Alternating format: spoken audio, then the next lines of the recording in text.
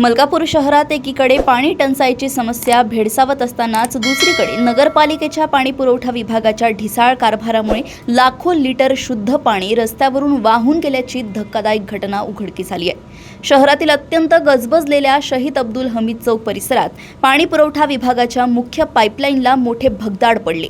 पाणी पुरवठा सुरू होताच चौकात पाण्याचे उंच कारंजे उडाले आणि काही वेळातच संपूर्ण परिसर जलमय झाला। या चौकात अधिकृत आणि अनधिकृत ऑटो स्टॉप असून दिवसभर ऑटो आणि जड वाहनांची सतत ये-जा सुरू असते। याच वाहनांच्या प्रचंड भारामुळे रस्त्याखालील पाईपलाईन फुटल्याचा अंदाज स्थानिकांनी व्यक्त केलाय। ऐन टंचाईच्या काळात प्रशासकीय दुर्लक्ष आणि देखभालीच्या अभावामुळे हजारो लाखो लिटर पिण्याचे पाणी वाया गेल्याने मलकापूरकरांमधून तीव्र संताप व्यक्त होत आहे। प्रशासनाने तत्काळ या फुटलेल्या पाईपलाईनची दुरुस्ती करावी आणि भविष्यात असा प्रकार टाळण्यासाठी चौकातील ऑटो स्टॉपचे योग्य नियोजन करून पाईपलाईनला सुरक्षा कवच पुरवावे अशी जोरदार मागणी नागरिकांकडून केली जात आहे।